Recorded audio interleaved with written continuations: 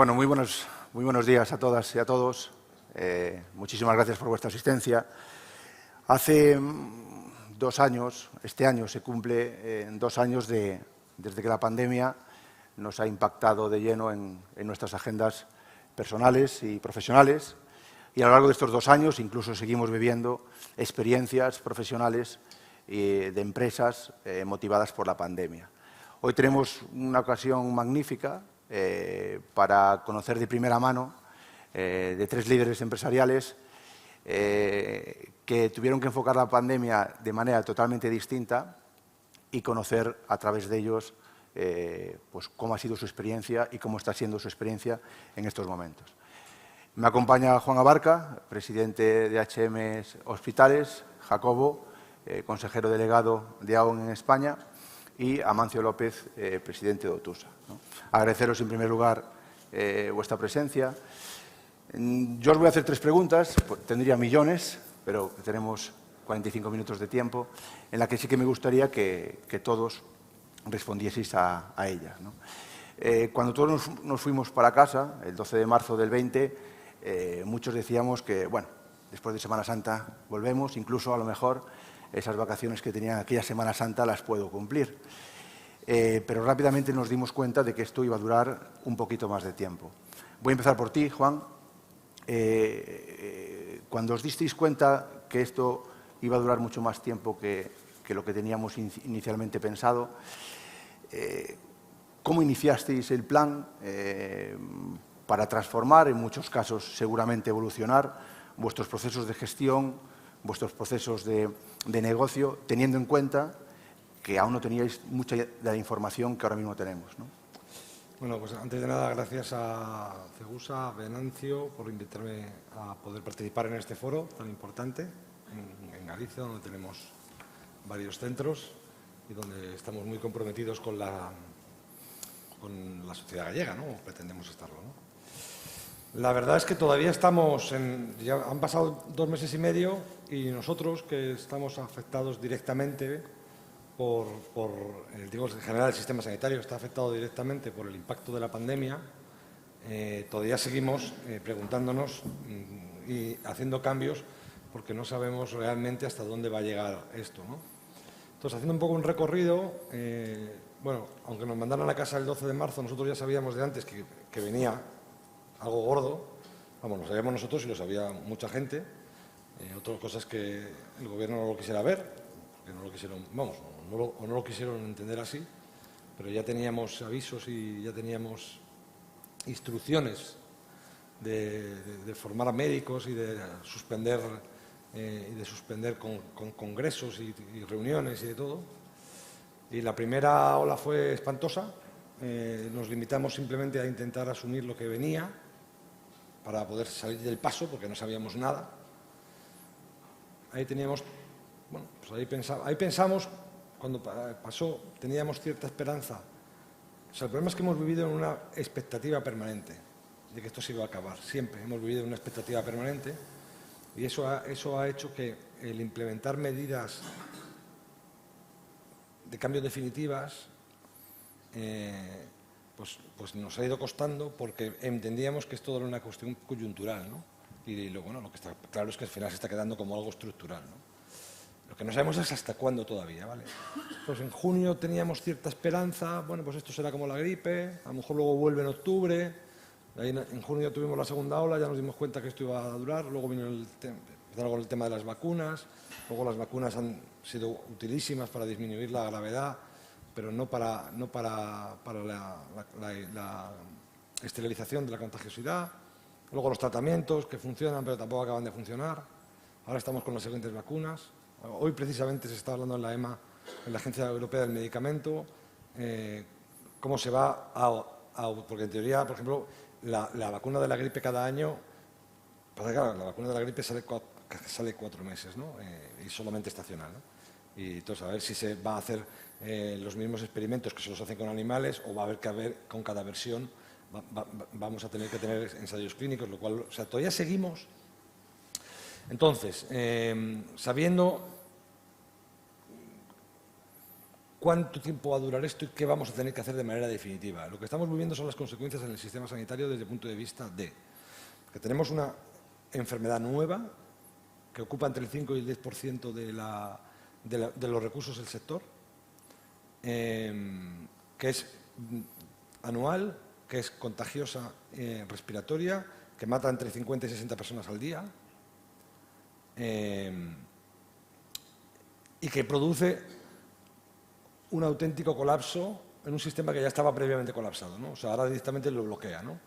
Y el gran reto, como decía yo el otro día, el gran reto para este invierno no es que no tengamos calefacción, el gran reto va a ser si te pones malo porque no tienes calefacción y no te pueden atender en la sanidad pública o en la sanidad, porque además tienes un pico tremendo como puede pasar de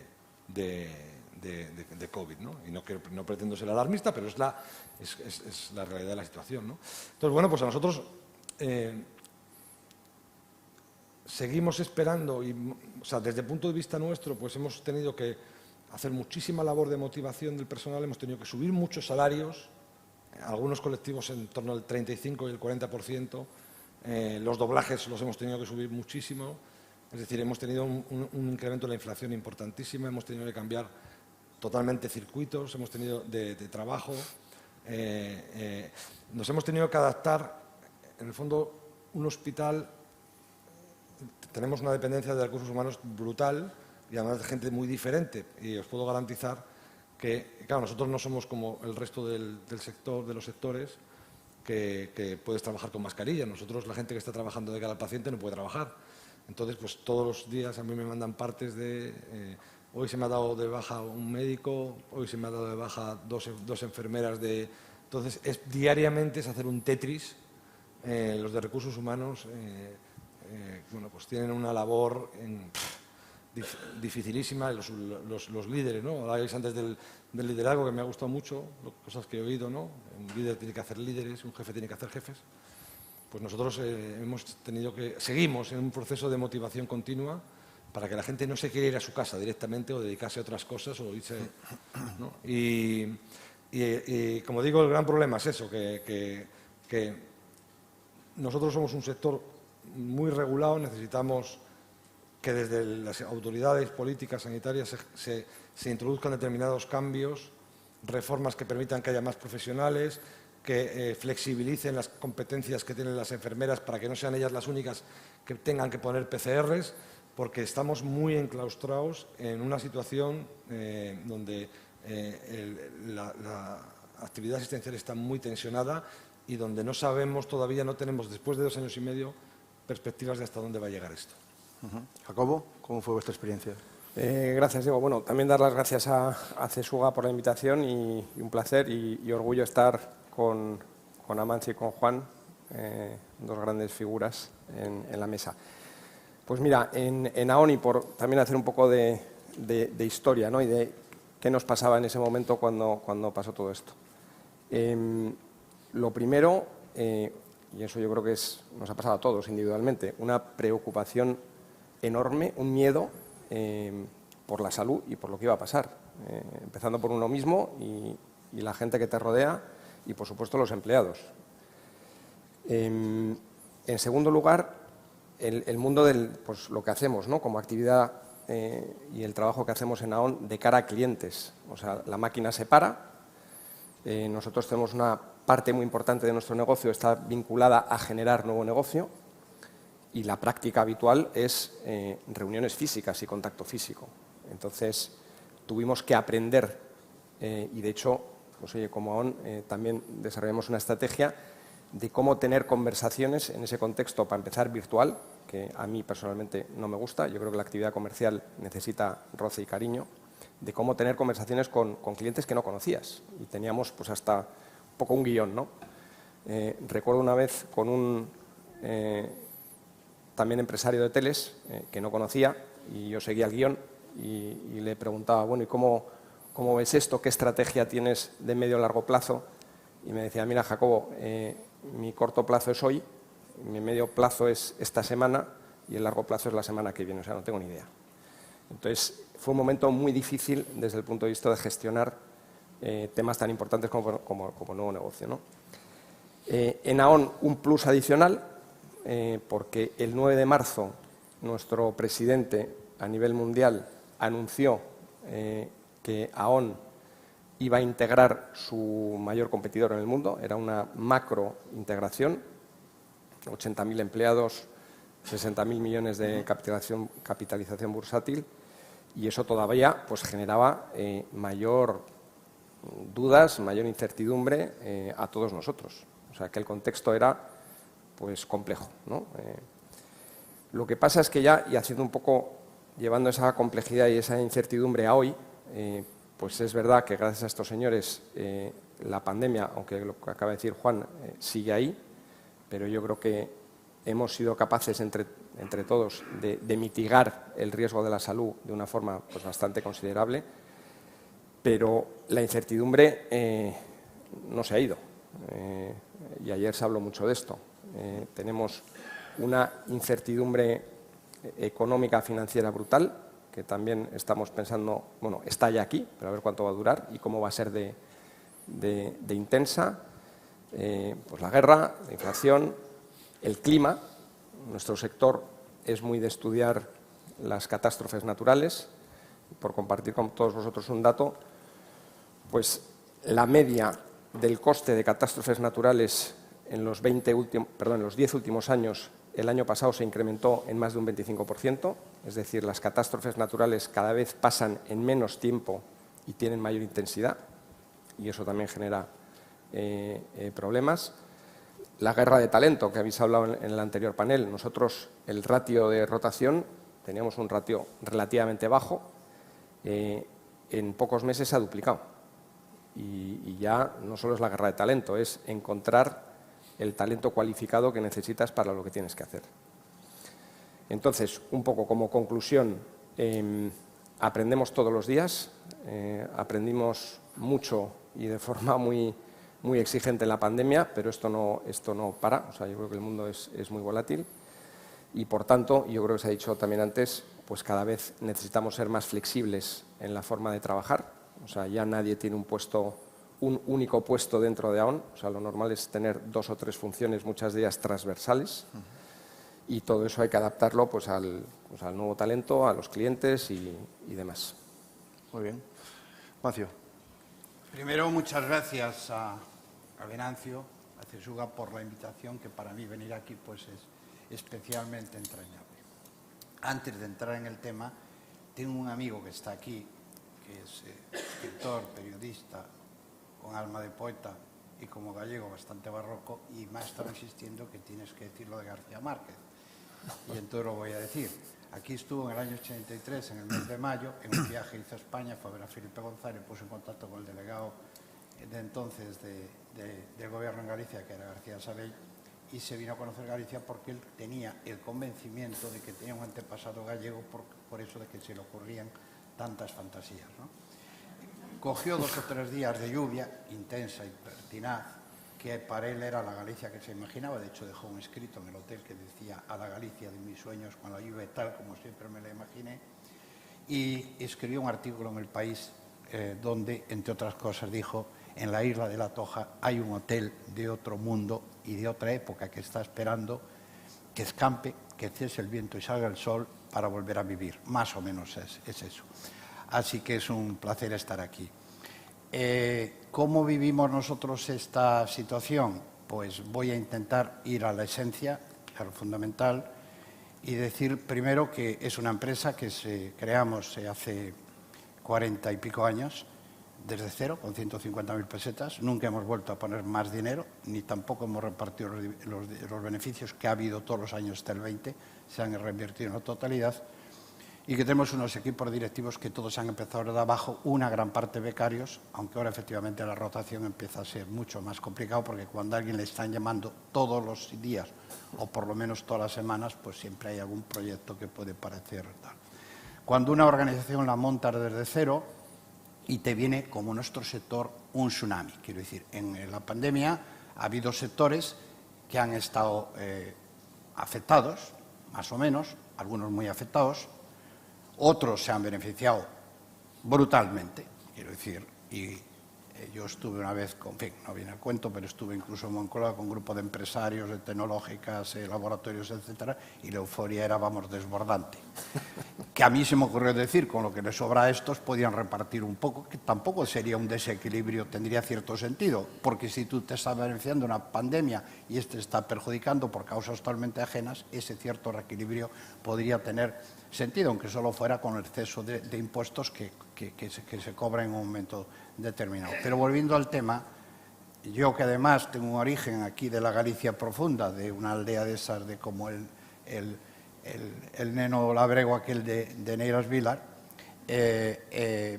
bueno, yo veía cuando era pequeño allí en la escuela, que por cierto estaba en mi casa, pues los mapas mundi, y allí conocíamos, no sé, Buenos Aires, Montevideo, La Habana, Caracas, que era donde iban los gallegos. Los irlandeses iban a Boston, Nueva York y Chicago, pero bueno, a lo mejor no hubo mucha suerte en la elección. Veíamos aquello era como la aldea de al lado, quiero decir, es un mundo y era una historia que es la de nuestro país, de pobreza, de miseria, que a veces olvidamos. Y un país de migrantes, quiero decir, no, lo que eran los subsaharianos, pues de alguna forma no exactamente igual, pero esto era la realidad. Cuando llega este tsunami, que lo arrasa todo, nosotros tenemos que cerrar más de 200 hoteles en 20 países en 10 días, en el mundo entero. Se cierra todo. Queda alguno medicalizado, se vuelve a abrir al cabo de unos días, pero se cierra todo. Eso no lo habíamos hecho nunca, ni estábamos preparados ni sabía cómo se hacía. Se hizo repartiendo las responsabilidades cada uno como Dios le dio a entender, y la verdad es que todo fue muy bien, se hizo muy bien. No se desanimó nadie, ni se deprimió nadie, porque también es verdad, como éramos empresarios o directivos, nosotros no tenemos derecho a desanimarnos o deprimirnos. Si lo tuviéramos, posiblemente lo haríamos, pero como sabes que no lo tienes, ni lo intentas. Para eso tienes que ser intelectual, que el intelectual no solamente tiene el derecho, sino tiene incluso la obligación de ser pesimista y catastrofista, porque intelectualmente se tiene un mayor valor. Uno que es optimista, lógicamente, no tiene ningún valor. Aunque es verdad que reconocen que a los optimistas normalmente les va mejor, entre otras cosas, porque hacen cosas. Bien, esa es la realidad con la que nos encontramos. ¿Cuál es la angustia? Primero, te encuentras después, prácticamente yo diría que por primera vez en la historia de la empresa, donde un día te planteas que todo puede desaparecer. Y la angustia pues es total, porque es un proyecto de lo que ahora llaman algunos insistentemente propósito, como si lo acabas de descubrir, lo han leído en algún sitio, en una conferencia, ahora todo el mundo, oye, tienes que tener un propósito, lógicamente una organización donde la razón de sí misma era sobrevivir en cualquier momento y en cualquier lugar, que es la aspiración de que alguien de la nada o un grupo de personas de la nada crean algo y el único objetivo, los beneficios son un medio para que la empresa pueda seguir creciendo y quiere seguir creciendo para ser más fuerte, que quiere decir resistir ante las mayores dificultades. Yo creo que aquí nos plantamos primero como medida la de resistir, una de las partes, que es básicamente hacer acopio de dinero por todos los medios, con crédito SICO, con bancos, con todo lo que se puede, por lo que pueda durar. Es verdad que, siguiendo un poco la analogía de Juan, a quien tengo enorme admiración, como empresario, como médico, yo creo que los objetivos que nos marcamos y los referentes de la crisis es lo que podemos ir asimilando. Es decir, nosotros ponemos al final de la crisis en un periodo más o menos corto, porque no podemos plantearnos que esto puede durar 3 años, aunque la antigua pandemia sí lo duró y sabíamos que al final, supongo que científicamente decíamos, vamos, el bicho no se va a ir, o hay una vacuna o hasta que haga su trabajo completo, ¿no? Entonces, y te ibas poniendo plazos y fechas que ibas alargando. Coincido con él, que teníamos la esperanza en aquel mes de junio, la ilusión de que esto quizás podía ya ser mucho menor, podía estar. No fue así, acabó el verano y vino el otoño, ya que el otoño ya a mediados, a principios de octubre, Madrid yo creo que se cerró ahí por el día 6 o 7, 8 o 10 de octubre y empezamos en esa situación. La otra medida que te preocupa, primero sobrevivir obviamente, para eso haces acopio de dinero, pero tienes una enorme preocupación también, que es que cuando una empresa parte de cero, con gente que empieza y crece, tiene una enorme motivación por seguir creciendo, enorme ilusión. Eso es el círculo virtuoso o la espiral positiva, donde se retroalimenta, unos forman a otros, ese concepto de líder, que yo tampoco sé muy bien lo que es, pero que unos acaban formando a otros y es un proceso. Yo ya no solamente aspiraba a sobrevivir como empresa, sino que la empresa tuviese la misma dimensión de la que había antes y no tuviese que cambiar su estrategia. Porque si pierde dimensión, eso significa que se produce un desánimo o se pierde esa ilusión que es fundamental para todo, es lo único que te hace superar todas las dificultades. Y una vez que se pierde, sabemos por experiencia ajena que ya no se vuelve a recuperar más.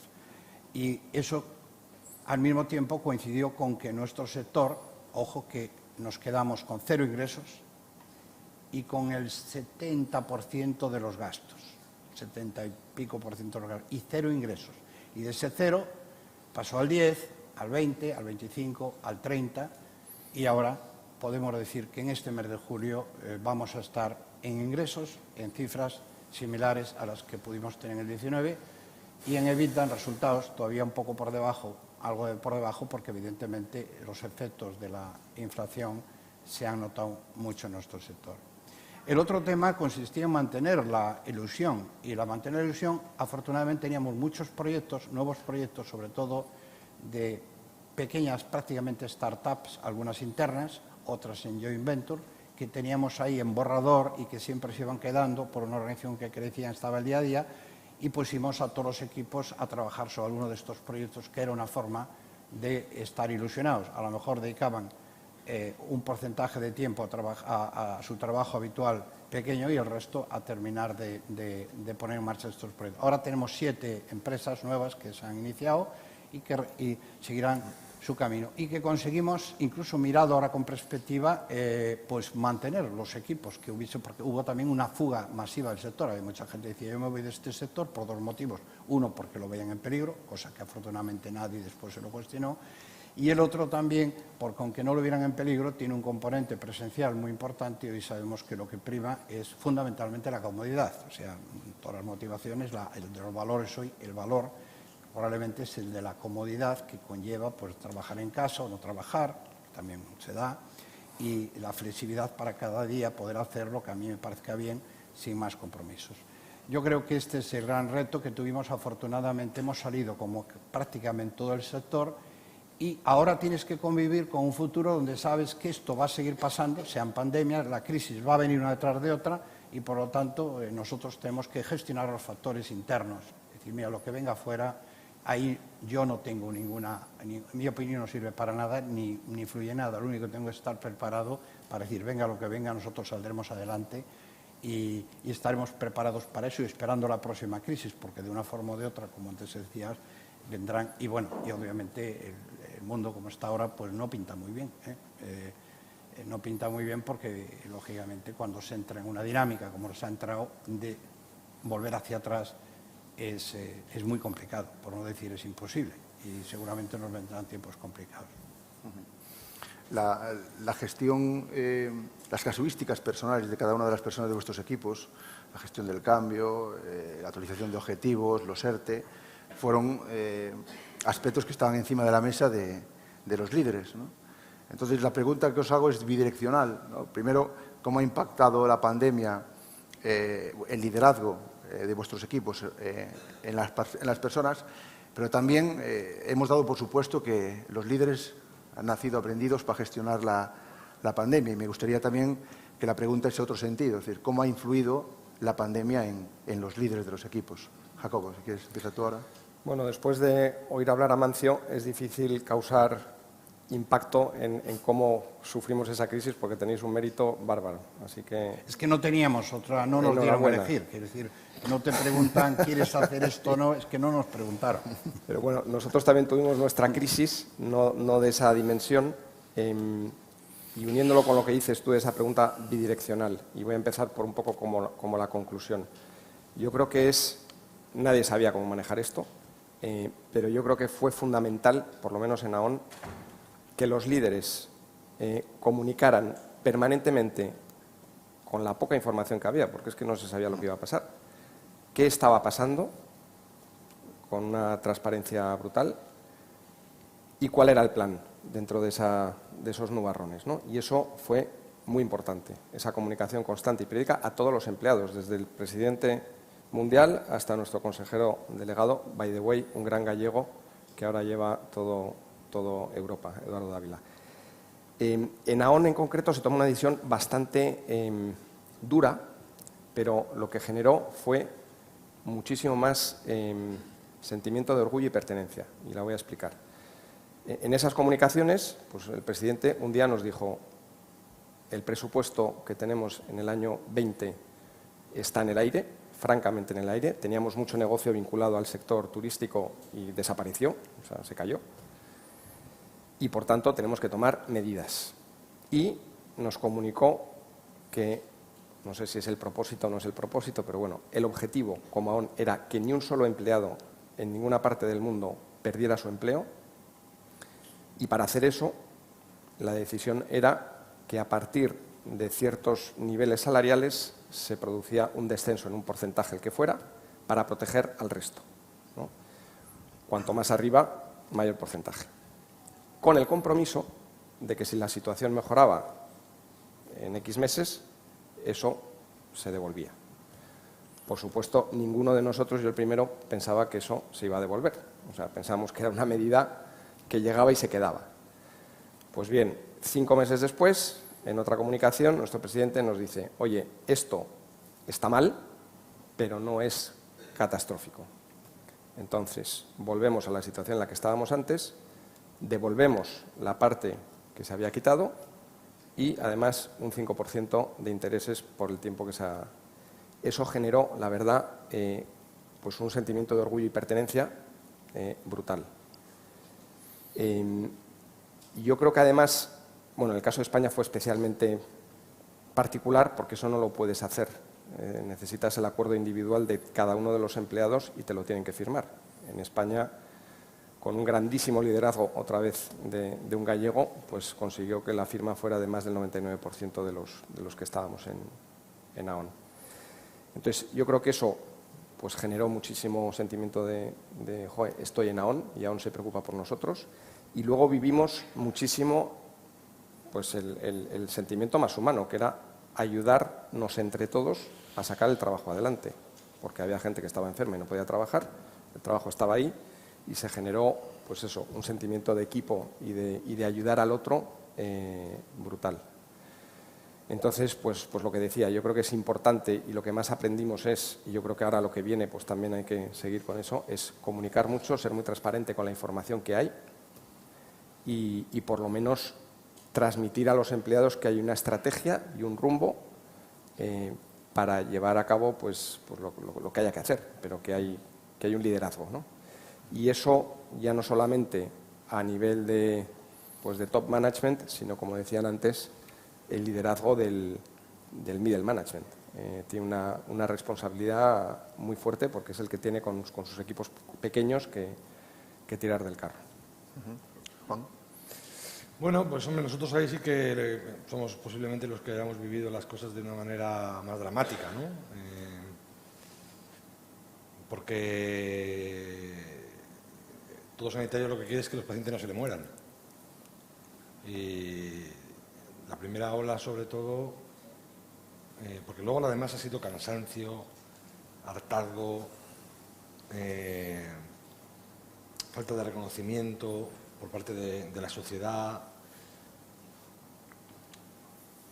Ha habido ha habido pues, como digo, ¿no? Subir muchos sueldos, ha habido mucho movimiento, cuesta muchísimo mantener a la gente. O sea, pero el gran drama se vivió en la primera ola, ¿no? Sobre todo más en Madrid. Nosotros desde el principio, desde el día 9 de marzo, teníamos un comité mañana y tarde de lunes a domingo con todas las territoriales, porque no sabíamos hasta dónde se iba a extender la situación, porque lo que más me acuerdo que siempre empezaban por lo que se apruebe en este comité es, porque paralizamos todo para eso, de obligado cumplimiento en todos los sitios, en todas las territoriales, ¿no? Y lo hacíamos así. Afortunadamente en Madrid en Madrid no hubo recursos para atender a todos los pacientes, entonces eso es lo más frustrante, o sea, porque luego te das cuenta que sí, la gente quiere ganar dinero, la gente quiere, pero al sanitario lo que más le afectó fue las primeras semanas, sobre todo en Madrid, porque en Barcelona hubo muchísimo COVID, pero se pudo atender a todo el mundo. En Galicia, afortunadamente, no tenía AVE y yo creo que eso le salvó y se quedó aislada. Y aquí el COVID llegó poco y luego llegó lo que son los alrededores de Madrid, León y eso, que también tuvo mucho, ¿no? Pero en la primera semana, o sea, las primeras semanas en Madrid se nos moría la gente por falta de recursos. No había recursos, entonces se te morían los pacientes. Y además a eso se sumaba que los tenías que dejar morir solos, ¿no? Lo cual, o sea, entonces fue terrible, ¿no? Entonces nosotros, pues, lo único que podíamos hacer era estar con la gente. O sea, nosotros, mi padre decía siempre que el despacho está en los zapatos y hacemos una dirección muy pegada a la cama del paciente, ¿no? Yo no tengo gerentes, tengo directores médicos que están todo el día y lo que hacíamos era estar con ellos, ¿no? Y más allá de preocuparnos porque no teníamos EPIs, pero estábamos con ellos allí, con lo cual los riesgos eran los mismos para todos, ¿no?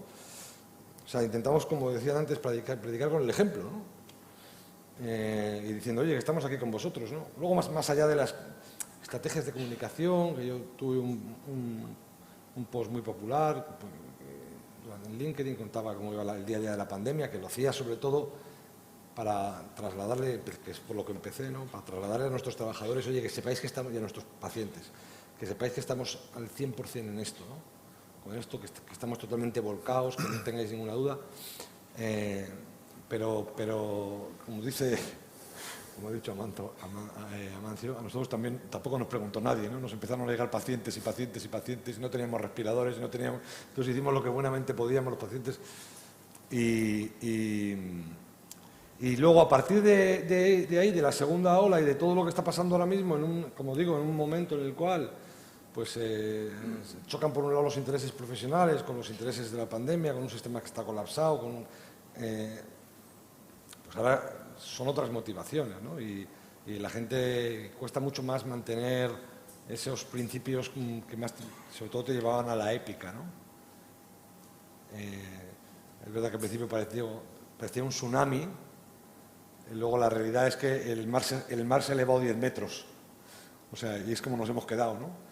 Y entonces, claro, con los mismos recursos, con la misma estructura, gestionar que el mar se levanta 10 metros, pues es lo que nos está pasando, ¿no? Y por eso pues está pasando lo que está pasando con la lista de espera, pero a nivel privado y público, ¿no? Que la atención primaria está destrozada, pero es por una falta de motivación por parte de los profesionales. La gente se está haciendo seguros muy baratos porque no tiene capacidad para acceder al sistema sanitario público.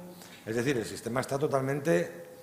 o realmente hay una voluntad política y se meten recursos y se deja a un lado la ideología y se piensa en el funcionamiento de los pacientes, o si no va a ser muy difícil poder motivar otra vez a la gente y poder recuperar el ritmo que veníamos teniendo antes, ¿no? Bien, nosotros el día 8 de marzo, que era un domingo, cerramos el primer hotel, que fue el de Haro, porque hubo aquel brote, y a partir de ahí una semana prácticamente en todo el mundo. Yo aquel fin de semana envié una carta a todos los empleados donde les decía que saldríamos adelante y les prometí que no haríamos ningún ERE y que no despediríamos a nadie. Eso lo hemos podido cumplir afortunadamente, no se ha despedido a nadie. Hemos sí pedido un enorme sacrificio con los ERTES, incluso quizás visto con perspectiva a lo mejor excesivo, pero después se ha compensado una parte importante y yo creo que sí que ha acrecentado tremendamente el sentido de pertenencia. A mí todavía me impresiona que no hubo ni una queja, ni un comentario, ni un cuestionar nada, con una disciplina y con una implicación y que la gente, vamos, desde su casa tal. Como anécdota negativa, quiero decir que después de aquellos 15 días confinados sin poder salir de casa, el primer día que pudimos ir al despacho, fuimos un grupo de unas 10 personas, que era un poco el comité de crisis, de cómo enfocamos todo eso. Y al cabo de un rato llamaron a la puerta, son unos despachos donde hay en 2 plantas, 4.000 metros, unas 450 personas en condiciones normales, y era la inspección de trabajo que venía acompañada de la policía. Algo impactante para mí, que no me lo podía creer, e incluso le decía a la inspectora, pero de verdad hacía falta venir con la policía, pidiendo documentación a todo el mundo, supongo que vinculado con los ERTES, porque no lo sé qué, pero ese impacto sí lo tengo. ¿Cómo lo llevamos? Bueno, yo creo que cuando hablamos de liderazgo, porque yo es que nunca había hablado de eso, pero ahora hace poco un amigo se empeñó en que fuese a una clase, a un máster, a hablar sobre liderazgo y me tuve que pensar alguna cosa que decir. Entonces yo creo que en ese sentido, más allá del talento que todo el día estamos oyendo, de hecho ya empieza a ser una palabra, ya no es como la desescalada de la época, pero yo creo que los fundamentos de una organización y de un liderazgo tienen que estar si quieres permanecer en el tema, los cimientos tienen que ser muy sólidos. Hombre, una empresa que aspira a no desaparecer nunca, a permanecer en el tiempo, una empresa que la nuestra, hasta la pandemia, siempre había tenido beneficios, incluso beneficios importantes, y que desde el 2009 siempre tuvo resultados mucho mejores que el anterior, un promedio de crecimiento un 10% en ventas y un 15% en EBITDA, pues se basa, lógicamente, primero en principios que tienen que ser éticos. Y para concretarlo y definirlo un poco más, yo como vengo de un origen rural del cual presumo mucho y conocía aquel mundo de la aldea, allí los principios eran, aquello era todo piedra de granito, quiero decir, y venía de generación en generación. Claro, los niños los educaban los padres, los tíos, los hermanos, los vecinos. Claro, es que ahora en ciertos sitios lo que no aprendes en casa después es tarde, después te los educan otros, a veces con mantras ideológicos y a veces en la calle, que tampoco es mucho mejor, ¿no? Entonces yo creo que lo primero en la ética es la integridad, lógicamente, que puede ser la laboriosidad, que puede ser la lealtad, pero yo casi diría que es responsabilidad y compromiso. Es decir, la responsabilidad de que cualquier cosa que yo haga tiene consecuencias. Las tiene para mí y las tiene para los demás. Y si tú tienes una conciencia de responsabilidad y tienes un sentido de culpabilidad, bueno, los amorales no, que los hay, y algunos muy visibles. Si tienes ese sentido, lógicamente actúas a largo plazo. Y tienes una base que es básicamente de pertenencia y de permanencia, que son los dos, la responsabilidad y el compromiso. Yo creo que si la empresa se construye con eso y además de ser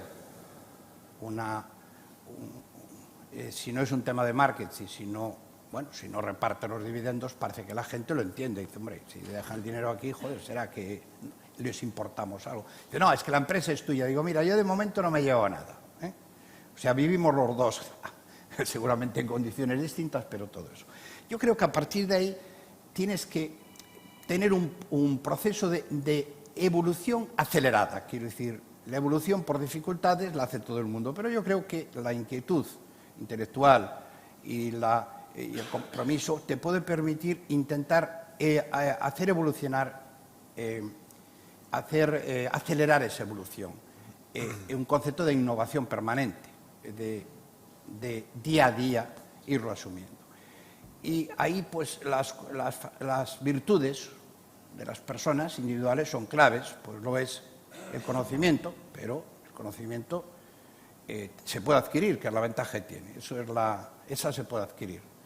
Hombre, el talento, la cabeza o la inteligencia, que ya se sabe que lo que la naturaleza no da, pues en Salamanca no se presta, pero después todas esas Cs de corazón, implicación, compromiso, etcétera, etcétera, ilusión, que lo hace superar. Y después hay los trabajos equipos las virtudes, digamos, ya de equipos colectivas. Yo siempre digo, hay tres fases en una empresa. A corto plazo es ser eficiente en ventas, en costes, en fidelización de clientes, que solamente pueden hacer las personas, evidentemente, y sobre todo las personas comparten una misma cultura, unos mismos principios. Segundo, es crecer, una vez que tienes algo que sabes hacer bien y que eres mejor, eres competitivo, eres mejor que la mayoría de tus competidores, tú puedes crecer y replicar tu modelo.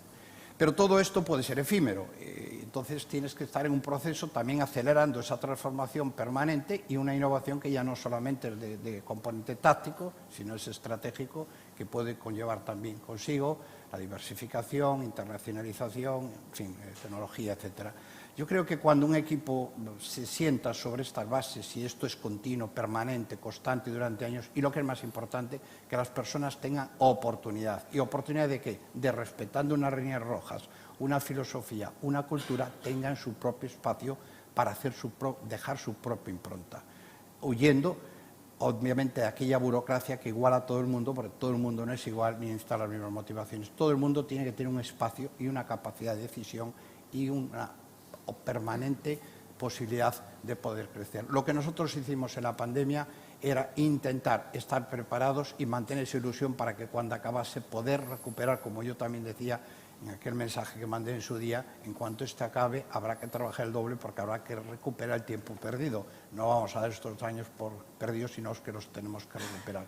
Esta es la visión que yo tengo y la que he tenido siempre, y la que intentamos trasladar. No escondo que yo no me podía imaginar que tiempo después nos encontráramos como ahora, con que la gran dificultad es que evidentemente no hemos tenido que despedir a nadie, lo que nos cuesta es horrores, y hay establecimientos que nos cuesta mucho, algunos no y algunos es posible que lo tengamos que cerrar porque no tenemos personal, y en parte por la fuga del sector, algunos, y en parte por el mundo del teletrabajo y presencial. Y bueno, y en parte porque es muy fácil no trabajar, joder, es que hoy es muy fácil no trabajar, pero muy fácil. E incluso está moralmente casi es un hecho, o sea, es el gran mal que tenemos en el mundo actualmente, que tenemos la decadencia de Occidente, que es todos esos mantras hoy, donde el derecho a no trabajar es algo que se está implantando día a día. En fin. Pero afortunadamente y tengo la sensación de que sí, que se ha salido reforzado en el sentido que cuando pasas un adjunto de este tipo, el compromiso es mayor. Tenemos que ir terminando, pero una última pregunta, porque hablar de pandemia y no hablar de tecnología parece que nos falta algo. Sobre todo los primeros meses, había una línea delgada si la tecnología era estrategia o era un medio, ¿no? De manera rápida, como conclusión, Amancio, esta última empiezo por ti. Muy breve, como me he enrollado mucho, ahora voy a ser un poco... La parte tecnológica. Nosotros tenemos dos componentes. La organización inicial se creó como una asociación de hoteles independientes para comercializarlos, central de reservas, darles servicios, para poder competir en mejores condiciones con las cadenas hoteleras que empezaban ya en aquella época, aunque no tiene nada que ver con lo de ahora. Y eso siempre tenía un componente tecnológico muy importante, con lo cual nosotros somos una empresa que desde ese punto de vista, más allá de la cadena hotelera, que iniciamos muchos años más tarde, concretamente en 94, teníamos un buen componente en el sentido tecnológico. Yo creo que hemos acelerado un poco más porque hemos tenido más tiempo, pero realmente no nos ha cambiado nada. Y lo que sí quiero es que decir una organización como nuestra, la tecnología no puede ser solamente como una herramienta, siempre y cuando tengas la capacidad de desarrollar tus propias herramientas. Y hoy con inteligencia artificial pues hay esa situación. Todos estamos trabajando mucho, sobre todo en las centrales de reservas, en utilizando lo que es estándar, pero después haciendo nuestro desarrollo y nuestras propias herramientas, que no solamente te aporta algunas ventajas competitivas, que es lo que tienes que buscar también con la tecnología, sino tener un cierto orgullo, una cierta ADN tecnológico de toda la gente. Quiero decir que, porque el que tiene ese ADN, los cambios normalmente no le asustan, al revés, le motivan. Yo creo que promover eso dentro de las organizaciones, la cultura de la innovación, y dentro de la innovación la tecnología y los desarrollos propios, yo creo que es muy positivo. Juan. Yo. A nosotros nos ha cambiado totalmente. La pandemia para nosotros venimos padeciendo, o bueno, no padeciendo, afortunadamente no es padecer, venimos viendo un cambio en la tendencia demográfica muy vinculada al envejecimiento y a la cronificación de las enfermedades, que cada vez, afortunadamente, matan menos, pero te hacen enfermos crónicos. Y tenemos siempre pendiente esto de la sanidad, del hospital líquido, todo lo que tiene que ver con el tratamiento de los pacientes crónicos, la asistencia, la videollamada, la videoconsulta, la asistencia al domicilio. Es decir, yo creo que eso con la pandemia muchísimo se ha consolidado. Vamos, se ha consolidado totalmente, ya es normal en cualquier grupo hospitalario poder tener videoconsulta, videollamada, urgencias. Hay muchísimo software para tema de control de teleasistencia domiciliaria y cada vez eso se va a normalizar más, ¿no? Pero sin duda alguna la pandemia pues ha supuesto un empujón. Y luego el gran cambio para el sector, que hasta ahora pues apenas prácticamente se consideraba, aunque la gente habla de la medicina personalizada de precisión, eso se basa en la gestión del dato, no hay más. O sea, no hay medicina personalizada de precisión y la pandemia, nosotros fuimos los primeros, lo digo con toda la humildad, pero es verdad, fuimos los primeros en el mundo en liberar una base de datos completa de pacientes, de más de 800 pacientes COVID, que hoy ya son casi 4.000, que la hemos actualizado 4 veces, y llegamos a acuerdos con 130 instituciones en el mundo, universitarias, científicas, y sobre esa para hacer algoritmos, ¿no? La ciencia del dato va a ser el cambio más disruptivo en la medicina que vamos a vivir, mucho más que la revolución tecnológica que hemos vivido hasta ahora. Lo que pasa es que venimos de un sector que es verdad, está en una fase muy analógica. Es decir, tú todavía no puedes ir con tu historial clínico de un hospital a otro, sino que todavía te tenían que sacar. Y eso es uno de los grandes retos que en nuestro país tenemos, porque si bien las transferencias sanitarias hacen que las comunidades autónomas tengan que gestionar el día a día de la demanda, lo que no tiene sentido es que haya 17 sistemas informáticos diferentes, como lo que está pasando, ¿no? O sea, yo creo que es la prueba evidente de que esa coordinación, que es una competencia exclusiva del Gobierno, por eso digo que hay que hacer muchas cosas para poder adaptar el sistema sanitario a las necesidades de la población del siglo XXI y a las oportunidades, porque si no nos vamos a quedar con un sistema en el siglo XX, ¿no? Pero esos son los dos grandes cambios. Uno, la consolidación de todo lo que tiene que ver con la teleasistencia y que cada vez va a ir a más, y luego todo lo que es la gestión del dato, que con la pandemia pues ha supuesto. Yo digo que el dato sanitario debería de ser un patrimonio universal de la humanidad. O sea, así como nos tendrían que pagar por otros datos, el dato sanitario tendríamos que darlos todos anonimizados voluntariamente, ¿no? Porque tu dato te salva a ti y el mío a ti y el mío a mí, el tuyo a mí. Y estamos en el principio del cambio, ¿no? De eso. Jacobo. Por no enrollarme, porque la tecnología es muy amplio, pero ha aterrizado algo que al teletrabajo, ¿no? Cómo ha afectado las nuevas tecnologías en la forma de trabajar. Yo creo que tiene una parte, sin duda, buena, desde el punto de vista de costes. Pues yo creo que es lógico pensar, y también de sentido común, ciertas reuniones físicas, sobre todo las internas de equipos en desplazamientos, pues a lo mejor son menos necesarias porque puedes tener esa misma conversación a través de una pantalla y demás. Desde el punto de vista de formación es otro buen ejemplo. O sea, en una hora convocas a muchísima gente y eres capaz de formar lo que quieras formar o los mensajes que quieras dar. Parte que yo digo, ojo, o sea, yo creo que con la tecnología también, somos seres humanos y todos tenemos clientes, todos tenemos proveedores y la humanidad en esa relación, para mí, es muy importante y no la podemos perder. O sea, yo creo que hay cosas que no se pueden sustituir en una pantalla. Y ahí entra el teletrabajo, ¿no? ¿Cuál es la fórmula mágica de cuántos días trabajo en casa, cuántos días estoy en la oficina? Nosotros ahora mismo estamos en un modelo híbrido, que son 2 días de teletrabajo, 3 días en casa. Y yo, en empresa multinacional americana, siempre somos muy dados a las siglas, ¿no? Pero es verdad que cuando se trabaja en la oficina, ese trabajo debería de estar caracterizado por una serie de cosas, ¿no? Y va muy unido a la tecnología. Nosotros lo hemos definido como 4 Cs, es decir, contacto con los clientes, C de clientes o proveedores, eso no lo puedes tener en casa o es mucho más enriquecedor en el contacto físico. Colaboración, yo creo que la información que fluye en la oficina hablando con tus compañeros, otra vez, no está en casa. Coach, yo creo que la gente, nos pasó en la pandemia, gente que entraba en AON y estuvo 2 años sin estar en contacto con las personas de AON y la gente joven necesita, pues a veces, resolver una duda de ¿esto cómo se hace?